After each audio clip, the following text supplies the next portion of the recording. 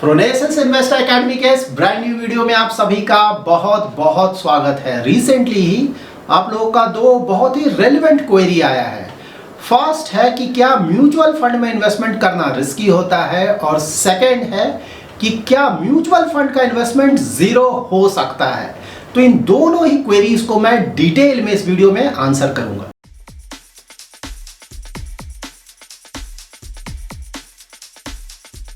सबसे पहले तो मैं इन दोनों क्वेरीज को आंसर कर देता हूं, उसके बाद मैं आपको डिटेल में बताऊंगा कि मैं ऐसा क्यों बोल रहा हूं। तो देखिए, म्यूचुअल फंड्स में इन्वेस्टमेंट करना क्या रिस्की होता है? तो हाँ, रिस्की होता है। कोई भी म्यूचुअल फंड स्कीम ले, वहां पे कुछ ना कुछ रिस्क जरूर होता है। हाँ, रिस्क कहीं कम होता है, कहीं ज्यादा होता है, कहीं काफी ज्यादा होता है। तो इसके बारे में वीडियो में हम आगे जानेंगे, लेकिन हाँ, म्यूचुअल फंड्स में रिस्क होता है। सेकंड था कि क्या म्यूचुअल फंड्स का इन्वेस्टमेंट जीरो हो सकता है? तो इसका आंसर होगा कि नहीं, म्यूचुअल फंड का इन्वेस्टमेंट जीरो नहीं हो सकता है। क्यों नहीं हो सकता, इसके बारे में भी आगे हम डिटेल में जानेंगे। सबसे पहले हम ये जान लेते हैं कि म्यूचुअल फंड्स में किस तरह का रिस्क होता है। तो देखिए, म्यूचुअल फंड्स को ब्रॉडली आप इन 3 कैटेगरीज में डिवाइड कर सकते हैं। नंबर 1 होगा इक्विटी, नंबर 2 डेट, और नंबर 3 होगा हाइब्रिड। देखिए, इक्विटी अपना इन्वेस्टमेंट कहाँ करेंगे? तो वो स्टॉक्स में इन्वेस्टमेंट करेंगे, तो पूरी तरह से स्टॉक मार्केट पे डिपेंडेंट होगा। नंबर 2 डेट, वो अपना इन्वेस्टमेंट कहाँ करेंगे? तो वो गवर्नमेंट सिक्योरिटीज में, बॉन्ड्स में अपना इन्वेस्टमेंट करेंगे। तो ऑफ कोर्स वहाँ भी रिस्क होगा, लेकिन हाँ, रिस्क रिलेटिवली कम होगा। और नंबर 3 है हाइब्रिड। तो हाइब्रिड कहाँ इन्वेस्टमेंट करेंगे? तो देखिए, हाइब्रिड मोस्टली अपना इन्वेस्टमेंट इक्विटी और डेट में करेंगे, मिक्स कर। और कुछ हाइब्रिड फंड्स गोल्ड में भी अपना इन्वेस्टमेंट करते हैं, और रियल एस्टेट में भी रीट्स के थ्रू अपना इन्वेस्टमेंट करते हैं। तो वहां का अगर आप रिस्क देखें तो ऑफ कोर्स वहां पे डिपेंड करेगा कि कितना प्रोपोर्शन इक्विटी में है और कितना प्रोपोर्शन डेट में है या फिर गोल्ड या रियल एस्टेट में है। उसके आधार पे ये डिसाइड होगा कि उस पर्टिकुलर हाइब्रिड फंड में किस तरह का रिस्क इन्वॉल्व है। ये क्वेश्चन इक्विटी म्यूचुअल फंड के रिगार्डिंग पूछा गया है, तो इस वीडियो में मैं इसी टॉपिक को कवर करूंगा। तो देखिए, इक्विटी म्यूचुअल फंड अपना इन्वेस्टमेंट कहाँ करते हैं? स्टॉक्स में करते हैं, दैट इज शेयर मार्केट में करते हैं। तो एज अ इन्वेस्टर अगर आप डायरेक्टली स्टॉक्स में इन्वेस्टमेंट करते हैं, मैं इक्विटी म्यूचुअल फंड की बात नहीं कर रहा हूँ यहाँ, डायरेक्टली स्टॉक्स की बात कर रहा हूँ, शेयर्स की बात कर रहा हूँ। तो अगर आप किसी एक कंपनी के शेयर में इन्वेस्ट करते हैं, तो उस कंपनी में क्या वो कंपनी बंद हो सकता है? क्या उसका शेयर प्राइस जीरो हो सकता है? तो हाँ, इसका आंसर है हो सकता है।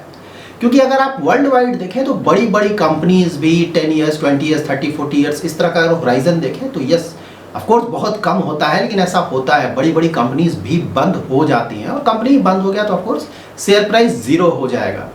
उसी तरह से मैं यहाँ बड़ी कंपनी की बात कर रहा हूँ। अगर आप छोटी कंपनीज की बात करें, जैसे जैसे कंपनी का साइज छोटा होते जा रहा है, तो वहाँ पे रिस्क और बढ़ता जा रहा है। जैसे जैसे मार्केट में अगर कोई मेजर प्रॉब्लम्स आता है, तो इन छोटी कंपनीज को काफ़ी प्रॉब्लम्स आते हैं, और वहाँ पे उनके बंद होने के चांसेस रिलेटिवली ज़्यादा होते हैं।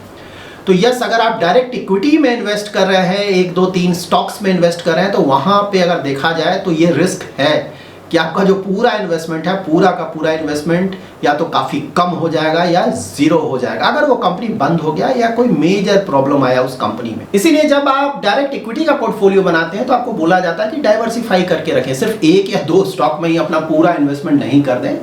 आप 5, 10, 15, 20, 30 basis your corpus, your comfort, your investment knowledge, आप अपने इन्वेस्टमेंट को स्प्रेड आउट करें, ताकि 1 या 2 कंपनी या 3-4 कंपनी में प्रॉब्लम भी आता है तो ओवरऑल जो आपका कॉर्पस है, ओवरऑल जो आपका पोर्टफोलियो है, वो बचा रहे, पूरी तरह से ही खत्म नहीं हो जाए। जबकि अगर आप इक्विटी म्यूचुअल फंड्स में देखते हैं, तो इक्विटी म्यूचुअल फंड में कितने स्टॉक्स होते हैं?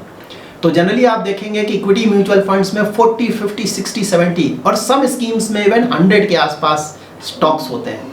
तो यहाँ पे ऑफ कोर्स 1 या 2 कंपनी को अगर आप देखें तो उनके बंद होने के चांसेस हैं। हो सकता है लॉन्ग टर्म में कहीं ना कहीं कोई कंपनी बंद हो जाए। अगर आपने सिर्फ उसी कंपनी में अपना इन्वेस्टमेंट किया है, तब तो आपका पूरा इन्वेस्टमेंट ही जीरो हो जाएगा। ऐसा हो सकता है, मैं ऐसा नहीं बोला कि हो ही जाएगा, लेकिन ऐसा हो सकता है। लेकिन इक्विटी म्यूचुअल फंड में अगर आप देख रहे हैं तो आप 40, 50, 60, 70 स्टॉक्स हैं, तो वहाँ पे हो सकता है यहाँ भी कि उतने सारे स्टॉक्स में कभी ना कभी किसी कंपनी में बहुत ज़्यादा प्रॉब्लम आ जाए, तो उसका शेयर प्राइस काफ़ी बुरी तरह से गिर जाए। लेकिन ऑल 40, 50, 60, 70 कंपनीज में ही प्रॉब्लम नहीं आ जाएगा, सारी कंपनी ही बंद नहीं हो जाएंगी। तो यस, यहाँ पे जो आपका पोर्टफोलियो है वो ओवर डाइवर्सिफाइड है। मैं डाइवर्सिफाई भी नहीं बोल रहा हूँ, ओवर डाइवर्सिफाइड है। तो यहाँ पे ऑफ कोर्स मार्केट के मूवमेंट के आधार पे आपके रिटर्न्स कम या ज़्यादा हो सकते हैं, लेकिन ऐसा होना कि पूरा का पूरा पैसा ही, पूरा का पूरा प्रिंसिपल अमाउंट ही जीरो हो जाए, ऐसा नहीं होगा। यहाँ पे मैंने निफ्टी 50 के स्टॉक्स को लिया है। तो देखिए निफ्टी 50 में 50 स्टॉक्स होते हैं, यहाँ पे मैंने टॉप स्टॉक्स को ही लिया है क्योंकि देखिए इनका वेटेज अगर आप देखें तो ऑलमोस्ट 82% का है, ऊपर के जो टॉप 25 स्टॉक्स होते हैं। यहाँ पे देखिए आप कौन कौन की सी कंपनीज हैं। सबसे ऊपर देखिए HDFC bank, Reliance, ICICI, Infosys, ITC, TCS. तो यहाँ पे सारी बड़ी कंपनीज हैं। इंडिया की जो टॉप 50 कंपनीज होती हैं वो निफ्टी 50 में होती हैं। तो देखिए इस तरह की कंपनीज के बंद होने के चांसेस काफ़ी कम है। मैं ऐसा नहीं बोल सकता हूँ कि 10, 20, 30 ईयर्स में प्रॉब्लम नहीं आएंगे, लेकिन चांसेस काफ़ी कम है। और यहाँ पे अगर आप इनका वेटेज देखें तो वेटेज ये है, इनका वेटेज मतलब कितना परसेंटेज का इन्वेस्टमेंट है इन पर्टिकुलर स्टॉक्स में। तो देखिए हो सकता है वेरी लॉन्ग टर्म में इन सारी कंपनीज में से एक या दो कंपनी में प्रॉब्लम हो, लेकिन सारी कंपनीज में तो प्रॉब्लम नहीं होने जा रहा है ना। इसीलिए म्यूचुअल फंड्स में जब आप अपना इन्वेस्टमेंट करते हैं तो देखिए कितना ज़्यादा डाइवर्सिफिकेशन है, इतने सारे स्टॉक्स हैं। तो यहाँ पे ये बोलना कि सारा का सारा इन्वेस्टमेंट जीरो हो जाएगा, नहीं, यहाँ पे आपका इन्वेस्टमेंट जीरो नहीं होगा। रिस्क है, बिल्कुल है, काफ़ी रिस्क है क्योंकि स्टॉक इन्वेस्टिंग है इक्विटी म्यूचुअल फंड में, लेकिन पूरा का पूरा जो इन्वेस्टमेंट है वो कभी भी जीरो नहीं होगा। हाँ, यहाँ पे ये बात सही है कि जैसे जैसे आप लार्ज कैप से मिड कैप में जाएंगे, फिर मिड कैप से स्मॉल कैप में जाएंगे, तो वहां पे रिस्क बढ़ता जाएगा। तो रिस्क बढ़ रहा है, लेकिन पूरा का पूरा पोर्टफोलियो ही जीरो हो जाए ऐसा संभव नहीं लगता है, क्योंकि पूरे फंड के वैल्यू का ही जीरो होने का मतलब है कि उस फंड ने जितनी भी कंपनीज में अपना इन्वेस्टमेंट किया है उन सारी कंपनीज का ही वैल्यू, उन सारी कंपनीज के स्टॉक्स का ही वैल्यू जीरो हो जाए, क्योंकि ऑफ कोर्स पॉसिबल नहीं है। अगर आप इक्विटी म्यूचुअल फंड में अपना इन्वेस्टमेंट करना चाहते हैं और रिस्क थोड़ा कम करना चाहते हैं, देखिए सबसे पहले तो ये क्लियरली आप समझ जाएं कि कोई भी प्योर इक्विटी म्यूचुअल फंड बहुत ज़्यादा रिस्की होता है, कोई भी स्कीम। हाँ, यहाँ पे रिस्क थोड़ा कम और थोड़ा ज़्यादा हो सकता है, लेकिन जब आप लार्ज कैप के फंड्स में अपना इन्वेस्टमेंट करते हैं या फिर लार्ज कैप के इंडेक्स फंड्स में, तो वहाँ पे सारा इन्वेस्टमेंट हो रहा है, ज़्यादातर इन्वेस्टमेंट हो रहा है लार्ज कैप की कंपनीज में, जहाँ की बड़ा प्रॉब्लम होने के चांसेस कम होते हैं। तो वहाँ पे रिस्क रिलेटिवली कम होता है। रिस्क वहाँ भी है लेकिन रिलेटिवली कम है।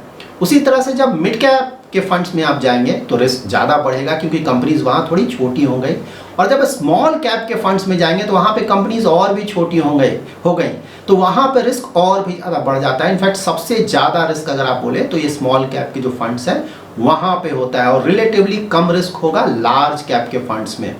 इसी तरह से इक्विटी म्यूचुअल फंड में कुछ और भी कैटेगरीज हैं, लाइक मल्टी कैप, वहाँ भी मिड कैप और स्मॉल कैप के स्टॉक्स का एक्सपोजर 50% या उससे ज़्यादा होता है, तो वो भी बहुत ज़्यादा रिस्की कैटेगरीज हो गया।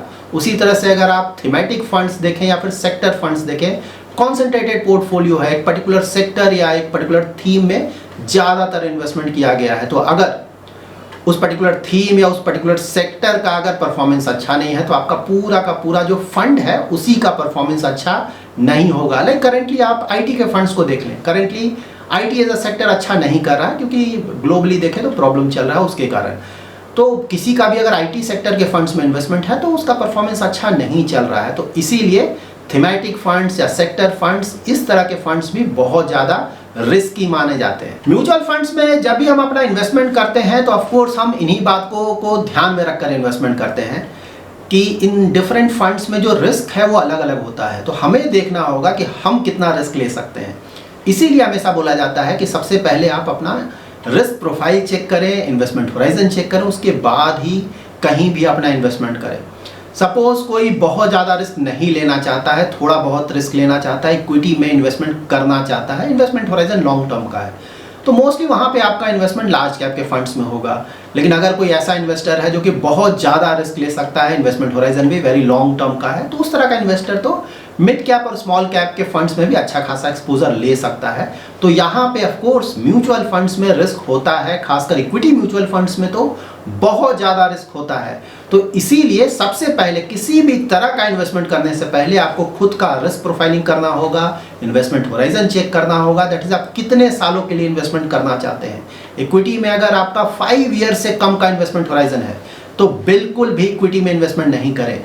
एटलीस्ट 5 ईयर्स का इन्वेस्टमेंट होराइजन जरूर होना ही चाहिए, उसी तरह से अगर आप रिस्क प्रोफाइल देखें तो मॉडरेट या एग्रेसिव या वेरी एग्रेसिव इन्वेस्टमेंट प्रोफाइल जरूर होना चाहिए। अगर आप बहुत ज़्यादा रिस्क नहीं लेना चाहते हैं तो इक्विटी से बिल्कुल दूर रहें, वो डायरेक्ट इक्विटी हो या फिर equity mutual fund. So I hope कि ये टॉपिक बिल्कुल क्लियर हो गया होगा। इसके बाद भी अगर कोई क्वेरी है तो एवरी सैटरडे शाम को मैं 7:30 to 8:30 PM में लाइव आता हूं, उसमें मैं आपके इन्वेस्टमेंट रिलेटेड क्वेरीज को आंसर करता हूं। तो अगर आप phronesis investor academy YouTube channel के सब्सक्राइबर हैं तो आप भी उस यूट्यूब लाइव स्ट्रीम को ज्वाइन कर सकते हैं और अपना क्वेरी पूछ सकते हैं। Thanks lot for watching.